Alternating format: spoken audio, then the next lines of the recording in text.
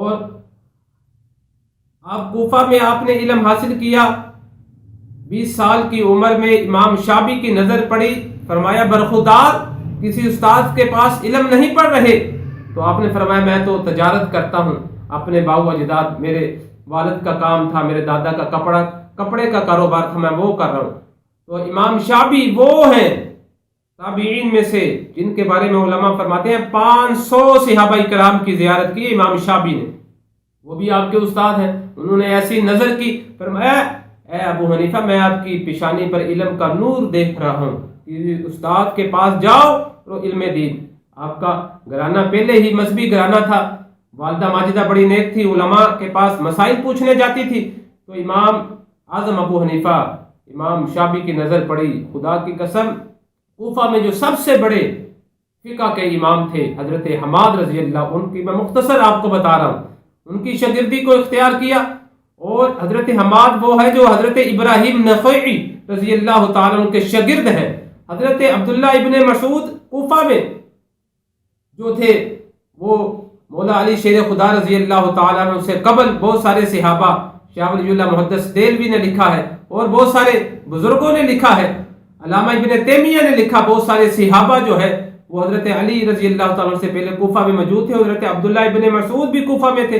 جو حضرت عبداللہ ابن مسعود کا جو علم تھا اور مولا علی کا علم تھا وہ سارا کا سارا کوفہ میں تھا, وہ حضرت حماد کے پاس تھا.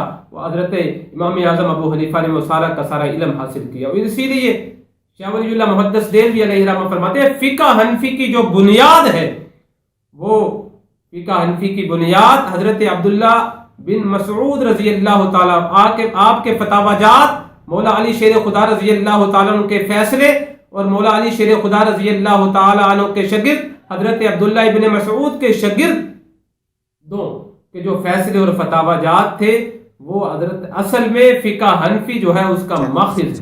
اور اسی طرح آپ نے کوفہ میں دیکھیں کن کن اساتذہ کے ساتھ پڑھا. شیخ محقق شاہ عبدالحق محدث دہلوی علیہ الرحمہ فرماتے ہیں 4000 شیوخ سے آپ نے علم پڑھا ہے, علم فقہ, علم حدیث, 4000 علماء مشائخ سے آپ نے علم دین پڑھا. اور اسی طرح مدینہ پاک کی بات کریں تو مدینہ پاک میں آپ کے جو اساتذہ ہیں, مدینہ پاک کے اندر آپ کے جو اساتذہ ہیں, بڑے بڑے اساتذہ ہیں مدینہ پاک کے اندر.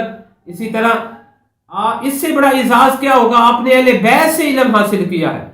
حضرت امام زین العابدین جو ہے, امام زین العابدین جو ہے, ان کی اولاد میں سے حضرت زید بن علی اور حضرت امام محمد باقر سے آپ نے پڑھا. ان کے بیٹے امام جعفر صادق سے پڑھا, استفادہ کیا. اور آپ خود فرماتے ہیں امام ابو حنیفہ لولا السنتان لهلك النعمان, حضرت میں 2 سال امام جعفر صادق کی صحبت میں نہ بیٹھتا, ان کے پاس میں علم باطن علم حاصل نہ کرتا تو نعمان ہلاک ہو جاتا. اسی طرح اب میں کس کی بات کروں, آپ کے اساتذہ کی, آپ نے ان کے پاس پڑھا.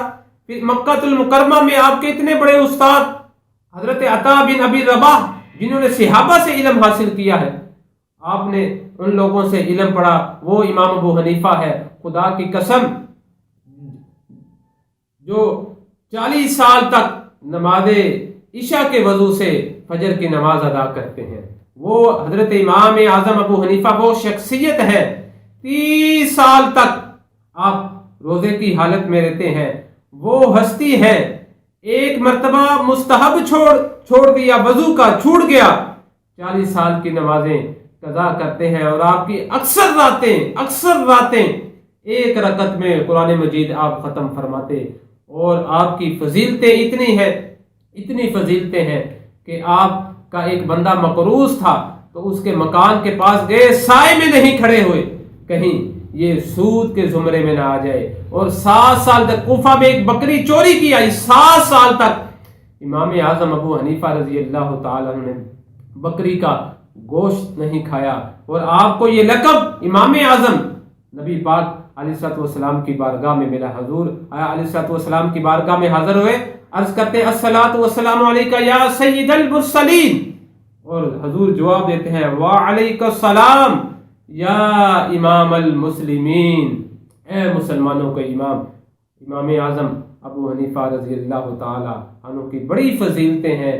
مختصر وقت میں آپ کی ساری جو فضیلتیں ہیں، فقہی فضیلتیں، آپ کی جو فقہ کے حوالے سے خدمات ہے، علم حدیث کے حوالے سے خدمات ہے، آپ کا جو تقوی کا مقام ہے، وہ مختصر وقت میں وہ میں نہیں بیان کرنے سے قاصر ہوں. اللہ تعالیٰ حضرت امام اعظم ابو حنیفہ کے نقش قدم پر چلنے کی توفیق عطا فرمائے.